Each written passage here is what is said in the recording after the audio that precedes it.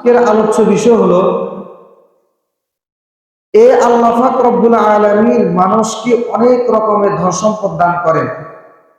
এই ধন সম্পদের মধ্যে একটা সম্পদ হলো উত্তম চরিত্র, হুসনে আখলাক। কি বলেন? উত্তম চরিত্র, হুসনে আখলাক। হুসনে আখলাক মানে উত্তম চরিত্র, সুন্দর ব্যবহার। আল্লাহ পাক রব্বুল আলামিন আল্লাহর হাবিব মুহাম্মদুর রাসূলুল্লাহ সাল্লাল্লাহু আলাইহি ওয়াসাল্লামকে পরিপূর্ণভাবে উত্তম চরিত্রের অধিকারী করে তিনি দুনিয়াতে পাঠাইছেন আমাদের কাছে। তো আমাদের উদ্দেশ্য হলো নবীকে অনুসরণ করা, নবীর যে সমস্ত বিধান, নবীর যে সমস্ত সুন্নত হাদিস, এগুলা অনুসরণ করা। তো আল্লাহ পাক রব্বুল আলামিন আল্লাহর হাবিবকে উত্তম চরিত্রের অধিকারী বানিয়েছেন। তাহলে আমাদেরকে শিক্ষা দিতেছেন যে তোমরাও তোমাদের হাবিব, তোমাদের নবীর এই উত্তম চরিত্র থেকে কিছু গ্রহণ করো। আল্লাহ পাক রব্বুল আলামিন সূরাতুল কলমের 4 নম্বর আয়াতের মধ্যে বলেন, ওয়া ইন্নাকা লাআলা খুলুকিন আযীম। আল্লাহ পাক রব্বুল আলামিন বলেন, হে নবী, আমি আপনাকে উত্তম চরিত্রের অধিকারী বানিয়েছি। তাহলে উত্তম চরিত্রের অধিকারী আল্লাহর হাবিবকে বানিয়েছেন। তাহলে আল্লাহর হাবিবকে যেগুলা দিয়েছেন, এগুলা কেন দিয়েছেন? আল্লাহর হাবিব তো এমনি প্রিয়, কথা বুঝেন নাই? আল্লাহর হাবিব তো এমনি আল্লাহর কাছে প্রিয়, আল্লাহ তাআলার সবচেয়ে কাছের বন্ধু। সমস্ত মানুষের মধ্যে, সমস্ত নবীদের মধ্যে, সমস্ত জিন ইনসান মাখলুক সবার থেকে সবচেয়ে দামি কে? আল্লাহর হাবিব। তো তাহলে আল্লাহর হাবিব তো এমনি দামি, এরপরও আল্লাহর হাবিবকে কেন বলতেছেন যে আমি আপনাকে উত্তম চরিত্রের অধিকারী বানিয়েছি? এর উদ্দেশ্য হলো আল্লাহর হাবিবের এই চরিত্র থেকে আমাদেরকে চরিত্র গ্রহণ করা।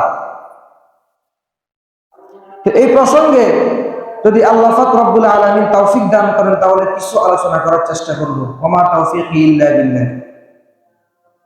1 নম্বর হলো যে উত্তম চরিত্রের ব্যাপারে আল্লাহ পাক এবং হাদিসের মধ্যে কি আসছে, এই উত্তম চরিত্র নিয়ে কোরআন হাদিস কি বলে জানা দরকার আছে না? যে কোরআন হাদিস সম্মত এই উত্তম চরিত্রে কি বলে, উত্তম চরিত্র কাকে বলে, উত্তম চরিত্রের নির্দেশ কি? 1 নম্বর দলিল, আল্লাহ পাক রব্বুল আলামিন সূরা আরাফের 199 নম্বর আয়াতের মধ্যে বলেন, খুযিল আফওয়া ওয়া'মুর বিল উরফি ওয়া আ'রিদ আনিল জাহিলিন। আল্লাহ পাক রব্বুল আলামিন বলেন, হে নবী, খুযিল আফওয়া, আপনি ক্ষমা করা থেকে গ্রহণ করুন, ওয়া'মুর বিল উরফি, মানুষের সাথে মানুষকে সুন্দর ব্যবহার করুন, মানুষকে ভালো কাজের আদেশ করুন, ওয়া আ'রিদ আনিল জাহিলিন, এবং মূর্খদের থেকে আপনি এড়িয়ে চলুন। মূর্খদের থেকে কি? এড়িয়ে চলুন, মূর্খদের কথা পাত্তা দিবেন না। খুযিল আফওয়া, ক্ষমা, দয়া করা, সুন্দর ব্যবহার করা, এটাকে আপনি গ্রহণ করুন। ওয়া'মুর বিল উরফি, এবং মানুষকে সৎ কাজের আদেশ করুন, এবং মূর্খদেরকে এড়িয়ে চলুন। 3টা কথা বলছেন। আচ্ছা বলেন, এই 3টার মধ্যে আল্লাহ তাআলা আল্লাহর হাবিবকে কেন বলছেন? আল্লাহর হাবিব তো এমনি ওয়া ইন্নাকা লাআলা খুলুকিন আযীম, আল্লাহর হাবিব তো এমনি চরিত্রবান, এরপর আল্লাহর হাবিবকে কেন কথা বলছেন? এই কথা বলার উদ্দেশ্য হলো যাতে করে এই কোরআন থেকে দুনিয়ার আল্লাহ নবী থেকে কিয়ামত পর্যন্ত যত মুসলমান, মুসলিমিন, মুসলিমাত, মুমিনিন, মুমিনাত দুনিয়াতে আসবে, তাতে সবাই এই আয়াত থেকে, এই সমস্ত বিধান থেকে শিক্ষা গ্রহণ করতে পারে। তো তাহলে আয়াতের মধ্যে খুযিল আফওয়া ওয়া'মুর বিল উরফি ওয়া আ'রিদ আনিল জাহিলিন 3টা গুণ। 1 নম্বর, ক্ষমা পরায়ণতা, মানুষকে ক্ষমা করা। একটা মানুষ অন্যায় করে ফেলেছে, হয়তো ভুলবশত, তাকে আপনি মনের ইচ্ছা ক্ষমা করে দেওয়া। 2 নম্বর, ওয়া'মুর বিল উরফি, মানুষকে সৎ কাজের আদেশ করা। ওয়া আ'রিদ আনিল জাহিলিন, মূর্খদের কথাবার্তা এগুলো এড়িয়ে চলুন। এরপরে 200 নম্বর আয়াতের মধ্যে আল্লাহর হাবিব বলেন, وإما ينزغنك من الشيطان نزغ فاستعذ بالله إنه سميع عليم।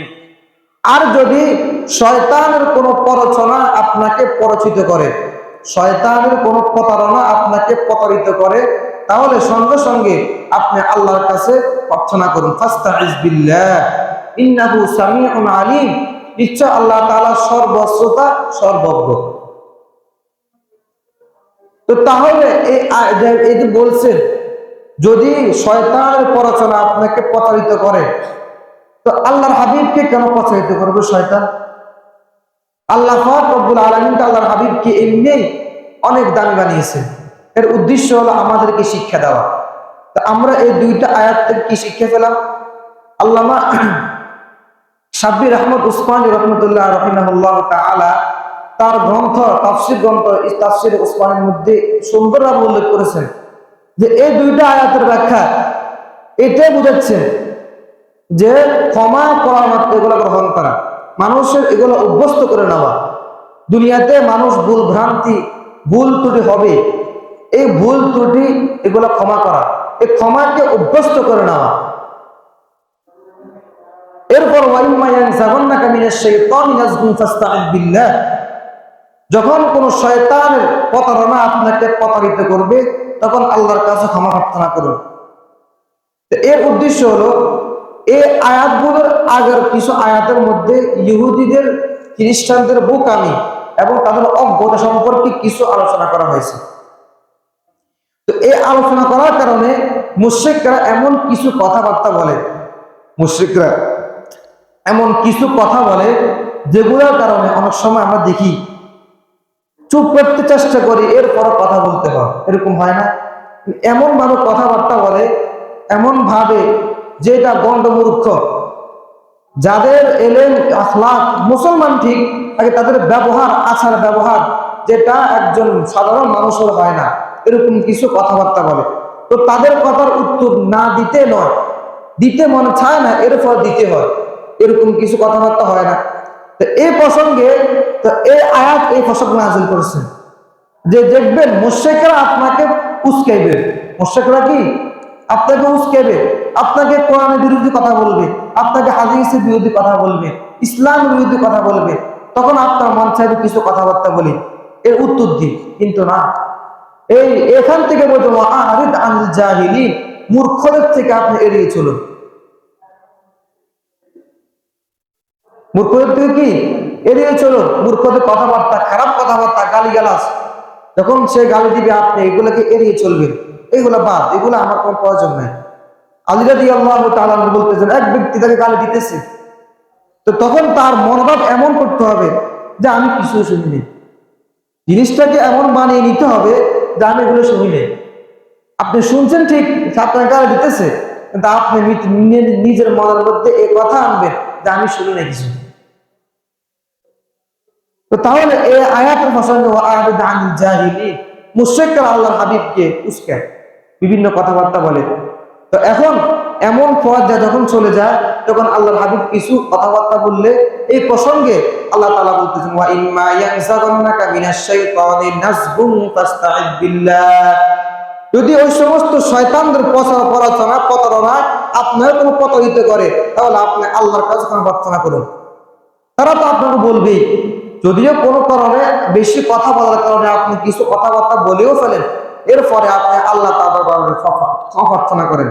ইন্নাহু সামিউন আলিম, আল্লাহ আপনার কথা শুনতেছেন, আল্লাহ সব সম্পর্কে অবগত আছেন।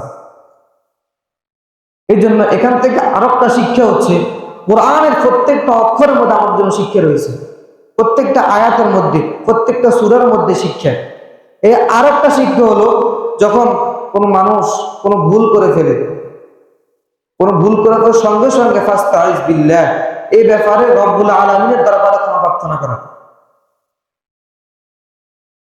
এরপর আল্লাহর হাবিব এই সূরা আরাফের 199, 200 নম্বর এবং 201 নম্বর আয়াতের মধ্যে বলতেছেন, ইন্নাল্লাযীনা তাকাউ ইযা মাসসাহুম তাইফুম মিনাশ শাইতানি তাযাক্কারু ফাইযা হুম মুবসিরুন, নিশ্চয় যারা আল্লাহকে ভয় করবে, ইন্নাল্লাযীনা তাকাউ, যারা আল্লাহকে ভয় করবে, ইযা মাসসাহুম তাইফুম মিনাশ শাইতান, যখন শয়তানের কোন একটি দল তাদেরকে স্পর্শ করবে, তখন তাদের সঙ্গে সঙ্গে তাদের স্মরণ চলে আসবে আল্লাহর কথা।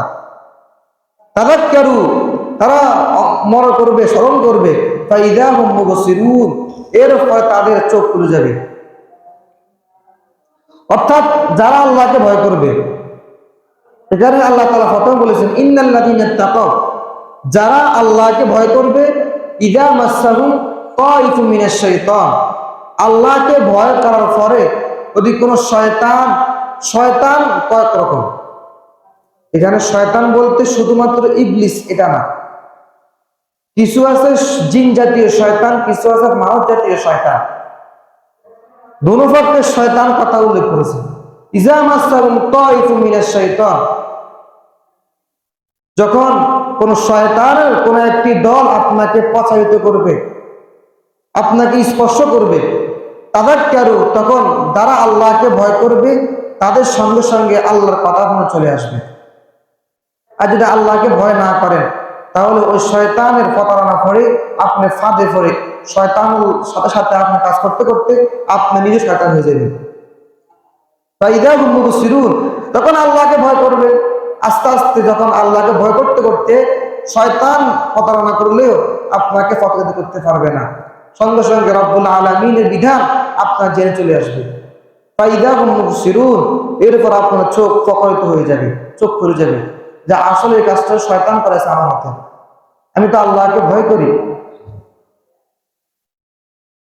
তো এই প্রসঙ্গে, এই উত্তম চরিত্রের প্রসঙ্গে বিশিষ্ট তাবেঈ ইব্রাহিম নাখাউই রাহমাতুল্লাহি আলাইহি সালাফিদের চারিত্রিক গুণ নিয়ে একটা বাক্য বলেছেন, কানু ইয়াকরাহুনা আইয়াস্তাযাল্লু ইযা কাদারু আফাও। এটা হাদিস না, এটা একজন বড় বিখ্যাত তাবেঈর একটা উক্তি। যখন ওই সমস্ত সালাফিগণ দুর্বলতাকে কিন্তু অপছন্দ মনে করতেন, দুর্বলতা, অশক্তি, অকর্ম এগুলাকে খারাপ মনে করতেন। একটা মানুষ দুর্বল, মজলুম, আপনার তার উপর জুলুম করছেন, তার টাকা চুরি করেছেন, তার সঙ্গে অন্যভাবে অন্যায়ভাবে তাকে কিছু খেয়াল করছেন, তো সে ব্যক্তি মজলুম না। এখন এই মজলুম ব্যক্তি তো দুর্বল। এখন কি বলেন, যখন জুলুম করবো তখন দুর্বল না, যদি দুর্বল নাই হতো তো তাহলে আপনি জুলুম করতে পারতেন না। কথা বুঝছেন, দুর্বল দেহ তো আপনি জুলুম করছেন, দুর্বল না হতো তাহলে আপনি জুলুম করতে পারতেন না, সে আপনাকে উল্টা আরো আঘাত করতো। দুর্বল হওয়ার কারণে আপনাকে জুলুম করছে। এই প্রসঙ্গে তিনি বলতেছেন তারা দুর্বলতাকে অপছন্দ মনে করতেন, কিন্তু যখন এই দুর্বলতা কেটে শক্তিশালী হয়ে যায়, মানুষকে সবসময় এক থাকেনি, বলেন না, সবসময় তোমার গরিব থাকে, সবসময় বড়লোক থাকে, সবসময় সুস্থ থাকে, সবসময় অসুস্থ থাকে, ঠিক তদ্রুপভাবে মানুষ সবসময় এক থাকে না। তো যখন সক্ষমতা অর্জন হয়ে যায় তার অন্তরে, তার শরীরের মধ্যে, তখন সে ক্ষমা করে দেয়। এটা কাদের প্রসঙ্গে? সালাফিদের প্রসঙ্গে, একবার আসলাফদের প্রসঙ্গে, যারা আমাদের বড় বিখ্যাত তাবেঈনদের পরে। এই প্রসঙ্গে আমির মুআবিয়া রাদিয়াল্লাহু তাআলা আনহু একটা উক্তি বলেছেন, আলাইকুম বিল ইলমি ওয়াল ইহতিমাল হাত্তা তামাক্কানাকুমুল ফরসা, যে তোমরা ধৈর্য এবং সহনশীলতা গ্রহণ করো। কি গ্রহণ করো? ধৈর্য এবং সহনশীলতা গ্রহণ করো, তোমাদের কাছে সুযোগ আসা পর্যন্ত। এখানে শিক্ষা দিতেছেন যে সুযোগ মানে কি, তোমরা ধৈর্য, হিলেম এবং ইহতিমাল, তোমরা ধৈর্য সহনশীলতা এগুলো গ্রহণ করো তোমাদের কাছে সুযোগ আসা পর্যন্ত। একটা মানুষ আপনার মধ্যে জুলুম করেছেন, অন্যায় করেছেন, এখন আপনার তখন কিছু করার নাই, দুর্বল। এখন আপনার জন্য উচিত হলো ধৈর্য ধারণ করা, সহনশীলতা অবলম্বন করা। হাত্তা তামাক্কানাকুমুল ফরসা, আপনার কাছে সুযোগ আসা পর্যন্ত। সুযোগ, আমি যে কাজটা আপনার সঙ্গে করেছে, আপনি ফলটা কাজটা সুযোগ আসা পর্যন্ত অপেক্ষা করেন, ধৈর্য ধরেন, সহনশীলতা অবলম্বন করেন। ফাইদা আমাক্কান তুমুল ফারসা, যখন সুযোগ এসে যাবে, ফালাইকুম, তখন তোমরা সুন্দর বা বিশ্বাস ওয়াল আফদল, যখন সুযোগ আসবে তখন তোমার সুন্দর ব্যবহার করো। অর্থাৎ এ কথা হতে বুঝেন নাই, তোমরা ধৈর্যশীলতা এবং ধৈর্য অবলম্বন করো, সহনশীলতা অবলম্বন করো। কখন পর্যন্ত? তোমরা সুযোগ আসা পর্যন্ত।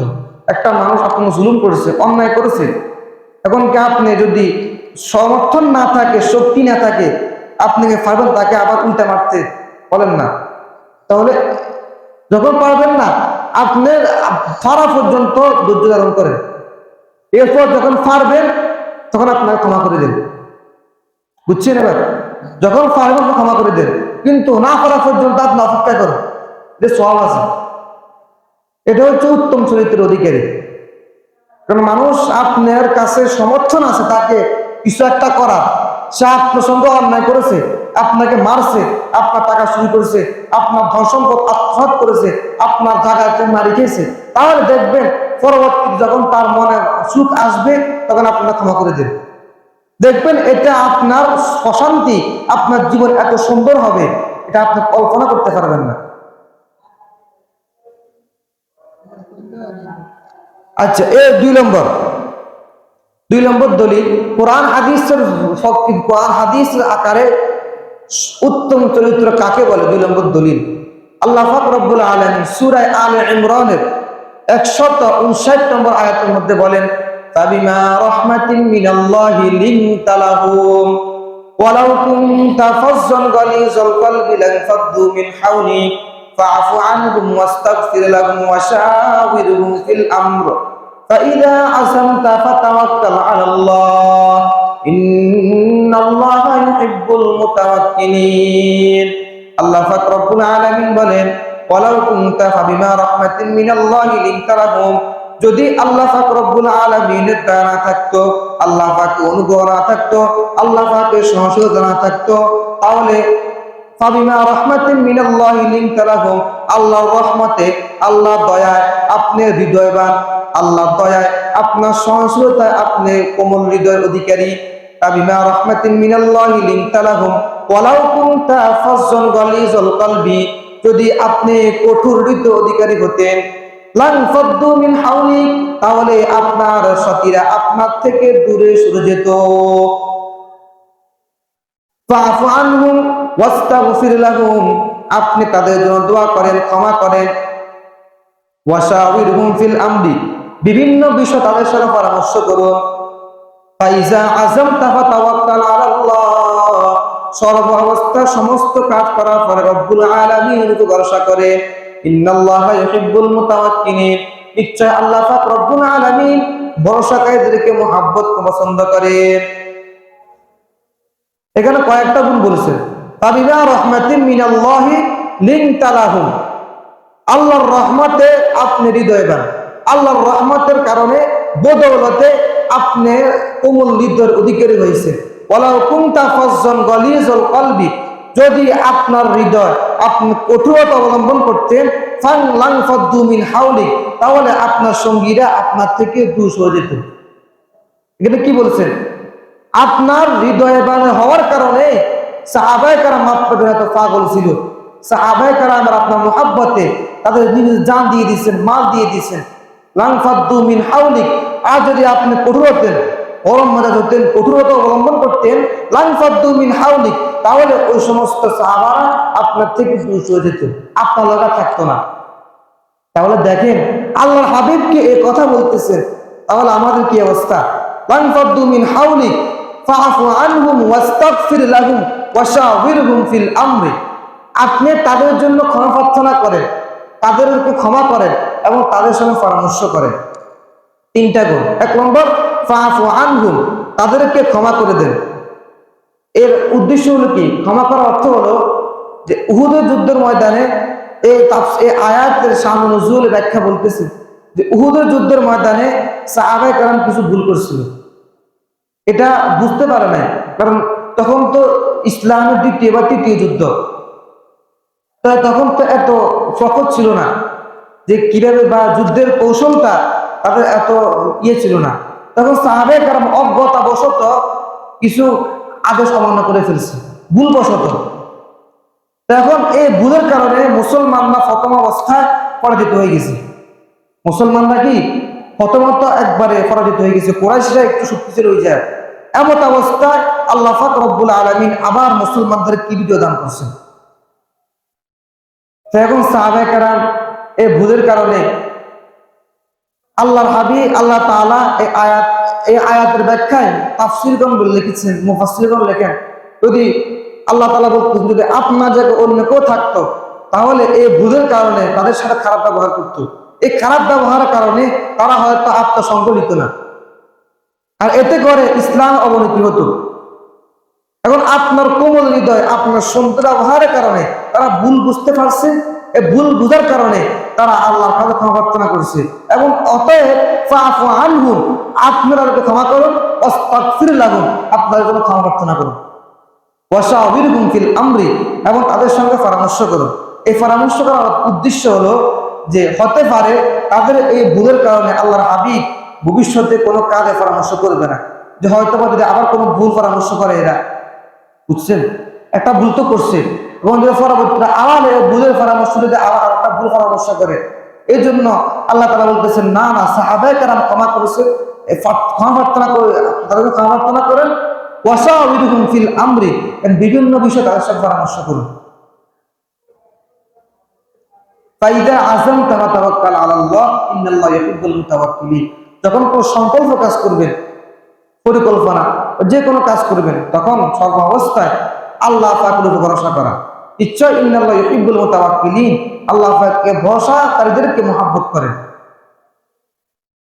সর্ব অবস্থায়, শুধুমাত্র টাকা পয়সা ধন সম্পদ এগুলো না, একবারে যে কোনো বিষয়, আপনার জীবন থেকে মরণ পর্যন্ত ছোট খাটো সগীরা কবিরা যত কিছু হোক, সর্ব অবস্থায় সর্ব মুসিবতের মধ্যে আল্লাহ পাকের উপর তাওয়াক্কুল করেন, ভরসা করেন, দেখবেন আল্লাহ পাক রব্বুল আলামিন আপনার জন্য এমন ভাবে রাস্তা করে দিবেন আপনি টেরও পাবেন না। আচ্ছা, এই প্রসঙ্গে এই আয়াতের ব্যাখ্যায় যে আল্লাহ রাসূলের চরিত্র কেমন ছিল, তাবিমা রাহমাতুম মিনাল্লাহ, এখানে বলতেছেন এই আয়াতে মূলত আল্লাহ রাসূলের চরিত্র অধিকারী বলতেছেন। সাহাবায়ে কেরামের চরিত্রের কারণে, আল্লাহ রাসূল চরিত্রের কারণে সাহাবায়ে কেরাম আল্লাহ রাসূল সঙ্গ এত সুন্দরভাবে আছিল, রাসূলের জন্য পাগল ছিল। আল্লাহ রাসূলের চরিত্র কেমন ছিল, একদিন হযরত সিদ্দিকা আয়েশা সিদ্দিকা রাদিয়াল্লাহু তাআলা আনহা, তিনি একদিন আল্লাহর হাবিবের পাশে বসে আছেন। তো এমত অবস্থায় একজন ইহুদি আসলো। ইহুদি এসে আল্লাহ রাসূলকে বলতেছেন, সালামটা মূল শব্দ হলো আসসালামু আলাইকুম। শব্দ কি? আসসালামু আলাইকুম। ইহুদি বলতেছে আসসালামু আলাইকুম। এখন আসসালামু আলাইকুম অর্থ হলো তোমার মরণ হোক, আর আসসালামু আলাইকুম অর্থ হলো তোমার শান্তি বর্ষণ হোক। এখন আয়েশা রাদিয়াল্লাহু তাআলা আনহা, তার তো মাথা গরম হয়ে গেছে, কি বলতেছে উল্টা পাল্টা। অথচ কিন্তু ইহুদি ভুলেও না, ইচ্ছা করে রাসূলকে বিদ্রুপ করার জন্য, পরবর্তীতে রাসূলের সাথে ঠাট্টা করার জন্য এই শব্দ বলছেন। তখন আয়েশা সিদ্দিকা রাদিয়াল্লাহু তাআলা আনহা কিছু বলতে চাইছিল, ধমক দিতেছিল, কিন্তু আল্লাহর হাবিব বলতেছেন কিছু বলিও না, কিছু কি বলিও না। তাহলে এর দ্বারা বোঝা গেল এর কারণে তার ভিতরে একটা প্রভাব পড়ছে রাসূলের চরিত্র, যে আমি রাসূলকে এত খারাপ কথা বললাম, টিটকারি করে বললাম, এরপরও রাসূল আমাকে কিছু বলে নাই, বরং আয়েশাকে মানা করছে যে কিছু বলিও না। এখানে এটা উল্লেখ করার উদ্দেশ্য হলো রাসূলের চরিত্র কত সুন্দর ছিল। ইচ্ছা করলে যদি বলতে পারতেন, বা কয়েকজন সাহাবীকে বলতেন যে একে পিটাও মারো, পারতো না। সাহাবীর প্রভাব আছে আল্লাহ রাসূলের সামনে, তুই সাহাবীদেরকে বলতো যে একে কিছু করো, সাহাবীরা সবাই তো প্রস্তুত, সব অবস্থা প্রস্তুত, রাসূল কখন কি বলবে, এরকম প্রস্তুত। উমর তো যখন কোন কাফের সামনে রাসূল সামনে আসে, উমর আগে হাতা উঠে গেল। উমর কি করে, কোন কাফের আসতেছ, খারাপ উদ্দেশ্যে আসছে না ভালো উদ্দেশ্যে আসছে, উমর কাফের দেখলে তার হাতা আগে উঠে গেল। তাহলে রাসূল, সাহাবায়ে কেরাম আল্লাহ রাসূল এত পাগল কেন ছিল? রাসূলের চরিত্র, রাসূলের আদর্শ, রাসূলের কথা এত সুন্দর, এত মাধুর্যতা, যার কারণে নবুয়তের আগে সবাই তার কথা, তার স্বভাব, তার আমানতের সর্ব অবস্থায় রাসূলের উপর তারা বিশ্বস্ত ছিল।